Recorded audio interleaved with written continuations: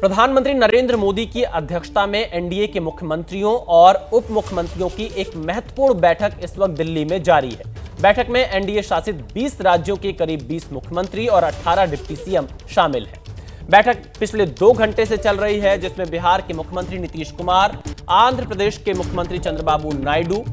UP के मुख्यमंत्री योगी आदित्यनाथ, गृह मंत्री अमित शाह, रक्षा मंत्री राजनाथ सिंह, बीजेपी अध्यक्ष जेपी नड्डा भी मौजूद हैं। एनडीए शासित राज्यों के मुख्यमंत्री ऑपरेशन सिंदूर पर चर्चा कर सकते हैं। प्रधानमंत्री नरेंद्र मोदी को सफल ऑपरेशन के लिए बधाई देंगे और देश के सेना की इस बड़ी उपलब्धि को लोगों को बताने के लिए रोड मैप भी बनाया जा सकता है। इसके अलावा हाल ही में केंद्र की मोदी सरकार ने जातिगत जनगणना कराने का बड़ा फैसला लिया था। देश के कई राज्यों की तरफ से इसकी मांग होती रही, खासतौर पर बिहार की तरफ से, क्योंकि इसी साल बिहार में विधानसभा के चुनाव होने हैं। नीतीश कुमार भी इस बैठक में मौजूद हैं, तो इस मुद्दे पर भी चर्चा की संभावना है।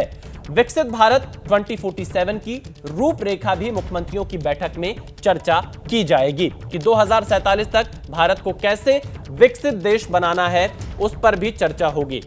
तो ये बैठक अभी भी जारी है। पिछले 2 घंटे से ये बैठक चल रही है। अंकित गुप्ता हमारे साथ इस वक्त मौजूद है, जो इस बैठक पर लगातार नजर बनाए हुए हैं। अंकित, इस बैठक में अगर खास तौर पर हम देखें, आने वाली जो चुनौतियां हैं एनडीए की, जिन राज्यों में विधानसभा के चुनाव होने हैं, या जो बीजेपी का संकल्प पत्र रहा है या जो एनडीए का संकल्प रहा है, उनकी भी समीक्षा प्रधानमंत्री मोदी की तरफ से की जाएगी कि राज्यों में क्या प्रगति है, कहां तक वादे पूरे हुए हैं और आगे कैसे उन पर तेजी से बढ़ना है।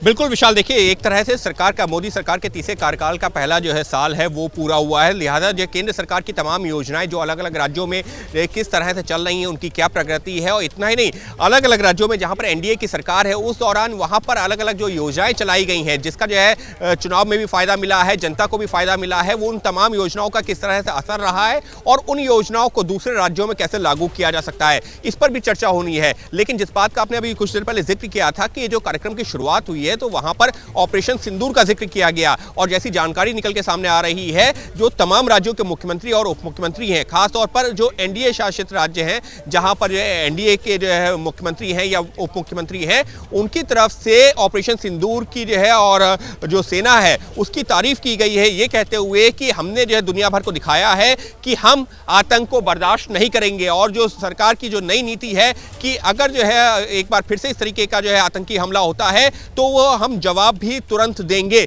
तो साफ तौर पर उसका जो है एक तरह से जो सेना का पराक्रम है उसका यहाँ पर जिक्र किया गया है। उसके साथ ही में जिस बात का भी आप जिक्र कर रहे थे, जाति जनगणना, वो भी एक महत्वपूर्ण मुद्दा है, क्योंकि बिहार में आगामी जो विधानसभा चुनाव होने हैं, लिहाजा ऐसे तमाम मुद्दों पर चर्चा हो रही है। और ये भी देखा जा रहा है कि आखिर वो कौन सी योजनाएं हैं जिनको एक राज्य ने तो लागू किया है, लेकिन आने वाले दिनों में बाकी राज्यों में जिसको लागू किया जा सकता है। जी, तो देखिए, अंकित ने पूरी जानकारी दी किन किन मुद्दों पर